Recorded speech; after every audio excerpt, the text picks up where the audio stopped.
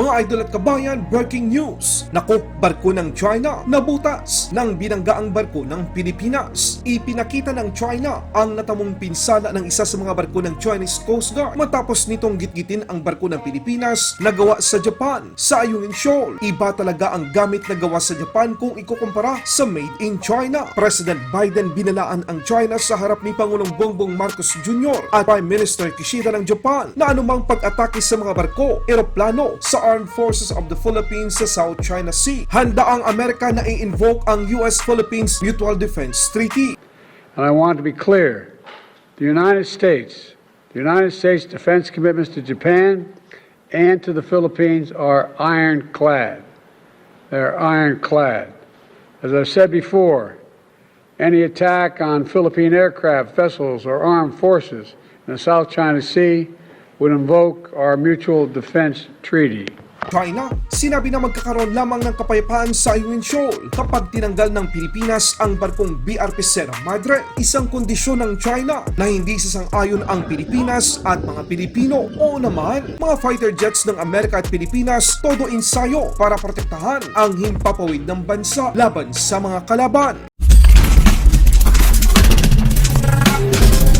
People's Republic of China ipinakita sa social media ang sirang natamo ng isa sa malaking barko ng Chinese Coast Guard matapos nitong gitgitin at binangga ang isang barko ng Pilipinas. Ayon sa China Coast Guard na butas ang barkong China Coast Guard 4103 matapos bumangga ito sa barko ng Philippine Coast Guard, ang BRP Cabra MRRV 4409. Noong ika-27 ng Marso taong kasalukuyan, ang BRP Cabra ay isa sa mga Parola class patrol vessel na gawa ng Japan. Ang China Coast Guard 4103 ay may habang 90 meters. Ito ay may bigat na 1,500 ton. Dati itong Type 56 Corvette, isang barkong pandigma ng People's Liberation Army Navy na inilipat sa China Coast Guard. Habang ang BRP Cabra MRRV 4409 ay may haba lamang na 44 meter at bigat na 320 ton. Hanggang sa ngayon, walang sinabi ang Philippine Coast Guard na merong pinsalang natamo ang kanilang barko dahil sa pagbangga ng barko ng China. Dito natin makikita ang pagkakaiba ng made in China sa gawang Japan. Quantity over quality. Tuloy-tuloy naman ang ipinapakitang kahandaan ng mga eroplanong mandirigma ng Pilipinas at Amerika sa patuloy na COP Thunder 2024. Ipinakita ng FA-50 ng Pilipinas at F-16 naman ng Estados Unidos ang kanilang ginagawang combat maneuver dito sa Pilipinas. Sa ibang balita naman, inihayag ng Chinese Foreign Ministry na ang solusyon daw upang maging mapayapa ang sitwasyon sa Ren-Eyao o Ayungin Shoal. Una ay kung tatanggalin ng Pilipinas ang barkong BRP Sierra Madre LS-57 at kung magpapadala man ang Pilipinas ng supply, dapat daw itong ipaalam sa China. Ang anumang pagpapadala ng construction materials ay hindi tatanggapin at pipigilan ng People's Republic of China. Ang mga binanggit ng China na kondisyon ay hindi kailanman tatanggapin ng Pilipinas dahil ang Ayungin Shoal ay sa mga Pilipino. Ito ay atin, lalo't parami pa ng parami ang mga bansang handang tumulong na lumaban para sa Pilipinas. Sa ibang balita naman, si Pangulong Biden na mismo ng Amerika ang nagsabi na ang pangako ng Estados Unidos sa depensa sa Pilipinas at Japan ay ironclad. Muli nitong inulit upang maintindihan ng mga kritiko at ng bansang China na anumang pag-atake sa mga eroplano ng Pilipinas, barko at Armed Forces of the Philippines sa South China Sea, ito ay mag-i-invoke ng 1951 US-Philippines Mutual Defense Treaty. Isa lang nais ipahiwatig ng Amerika sa sinumang bansang magtatangkang gumamit ng marahas na pagkilos laban sa Pilipinas. Nakahanda ang Estados Unidos na lumaban kasama ang kaalyado at kaibigan. And it's truly an honor to have you both here as we begin this new era of a partnership.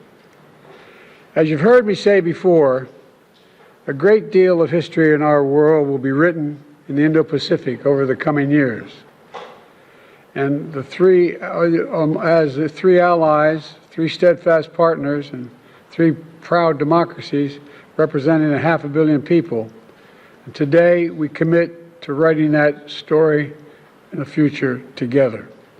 To building the Indo-Pacific that is free, open, prosperous, and secure for all.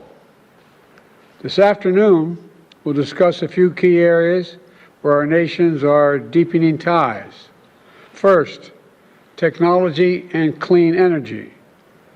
For securing our semiconductor supply chain, from securing our semiconductor supply chain to expanding trusted telecommunications in the Philippines, to building a clean energy workforce, to expanding our cooperation across the entire board.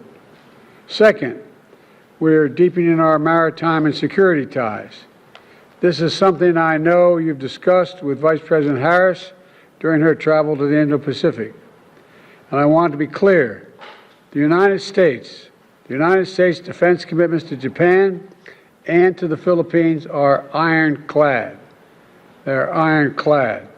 As I've said before, any attack on Philippine aircraft, vessels, or armed forces in the South China Sea would invoke our Mutual Defense Treaty.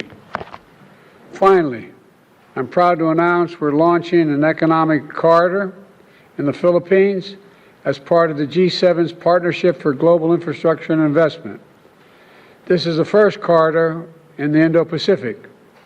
It means more jobs for people across the entire region. It means more investment in sectors critical to our future: clean energy, ports, railroads, agriculture, and much more. I'm looking forward to discussing all this with all of you. But first, Mr. President, I'm going to hand it over to you, President Marcos. Thank you very much, Mr. President. Once again, allow me to thank you for hosting us, Prime Minister Kishida and myself, in the White House for this very important agreement, which we are going to formalize today. We meet today as friends and partners bound by a shared vision and pursuit of a peaceful, stable, and prosperous Indo-Pacific. It is a partnership born not out of convenience nor of expediency, but as a natural progression of a deepening relation and robust cooperation amongst our three countries, linked by a profound respect for democracy, good governance, and the rule of law. Today's historic summit is a culmination of several preparatory engagements between our foreign ministries, our national security advisors, and our vice ministers, as well as the conduct of trilateral maritime exercises and joint development cooperation. But this meeting can be just a beginning. Facing the complex challenges of our time requires concerted efforts on everyone's part, a dedication to a common purpose, and an unwavering commitment to the rules-based international order. This is a meeting that looks ahead. As we deepen our ties and enhance our coordination, we seek to identify ways of growing our economies and making them more resilient, climate-proofing our cities and our societies, sustaining our development progress, and forging a peaceful world for the next generation. Today's summit is an opportunity to define the future that we want and how we intend to achieve it together. Thank you, and I wish us all a successful meeting.